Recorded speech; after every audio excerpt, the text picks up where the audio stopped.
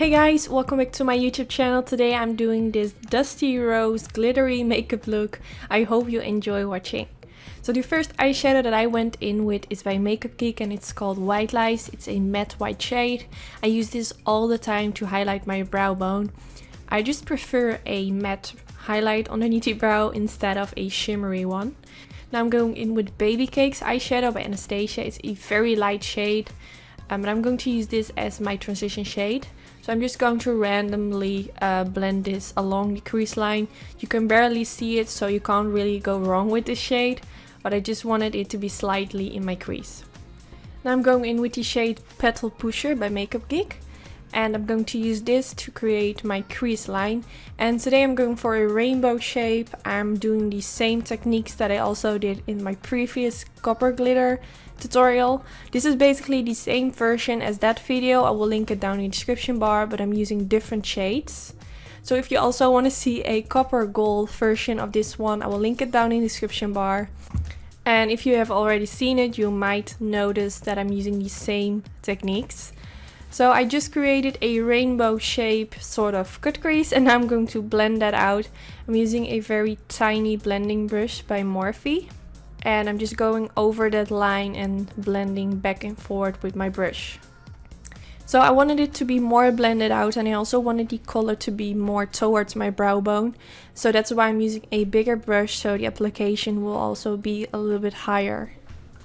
But I'm still going in with that same dusty rose eyeshadow. If it looks very harsh, you can go, for example, back in with the Baby Cakes eyeshadow by Anastasia and blend it more out, so the transition will be more smoother. And now I'm using that same tiny brush by Mauve and I'm going around the edges to also connect it with my lower lash line. Now I picked up a different brush, but again with that same Petal Pusher eyeshadow. And this is a sort of blending brush, but it's kind of flat. And I'm just going to press this at the outer V of my eyelid. And at the same time I'm also going back and forth to make sure that it also gets blended towards my crease. So the shade on the eyelid blends in the crease. And this is very easy since it's the same shade. So now I'm going to use the Vintage eyeshadow by MAKEUPGEEK and I'm going to do the exact same thing.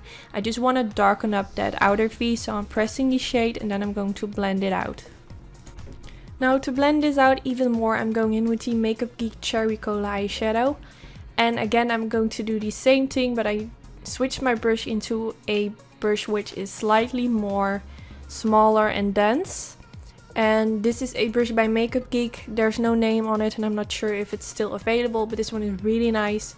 And I'm just going to press and blend this towards my crease. Since this is a very dark shade, I'm going back in with my blending brush by Sigma to make sure that there are no harsh lines. And if you want, you can go back in with the Petal Pusher shade and blend this along the edges. Now I'm going in with my MAC Pro Longwear Concealer and I use it in the shade NC15. And I'm going to use this to apply this on my eyelid and to carve out that crease to create a very sharp line. So I speeded up the process because I show this in all my videos. I'm not going to apply the concealer over the whole eyelid. I'm going a tiny bit over the half of my eyelid. Now I'm going in with the White Lies eyeshadow, same shade that I used for underneath the brow bones. And I'm going to press this eyeshadow at the beginning part of my eyelids. Now I'm going in with the Anastasia Beverly Hills Pink Champagne eyeshadow. This is one of my favorite eyeshadows. It's so pretty and I don't feel like any brand has a shade like this. It's also included in a lot of the Anastasia Beverly Hills eye palettes. So I'm going to press this at the it's not really the middle part, but just next to the white eyeshadow. Now I'm going in with the shade Anarchy. Not sure how to pronounce this. It's by MAKEUPGEEK and this shade has a soft shimmer. And this one is going in the middle part and I'm also going to slightly blend this on top of the Pink Champagne eyeshadow. Now I'm going in with the Aubergine Eyeshadow by Anastasia. This is a very pretty plum shade and it has also a soft shimmer. I'm going to use the MAKEUPGEEK blending brush that I used before and I'm going to press and also softly blend this on top of the other reddish eyeshadow. just to make it melt into each other, and you see that I have created a sort of ombre effect. Now I'm going in with the MAC Mixing Medium Gel. I applied a tiny amount on my Sigma concealer brush. And then I'm going to softly dab that on the eyelid. And then I'm going into the RXI Cosmetics Pink Rocks Glitter. And I take a little bit of that product and I softly press this onto the eyelid. I always start with applying a tiny amount because I know I can build up the glitter. But I like to start with just applying tiny amounts of it. So I just know that I'm not going to ruin it because it would be such a waste that when I'm done with applying all the eyeshadows and I'm going to the glitters, then it's all messed up. So I'm always very careful. So for my eyeliner, I use the Sigma Beauty Wicked Gel Eyeliner to create the shape of my cat wing. And when I'm done with that, I'm going on top of it with the NYC Liquid Liner.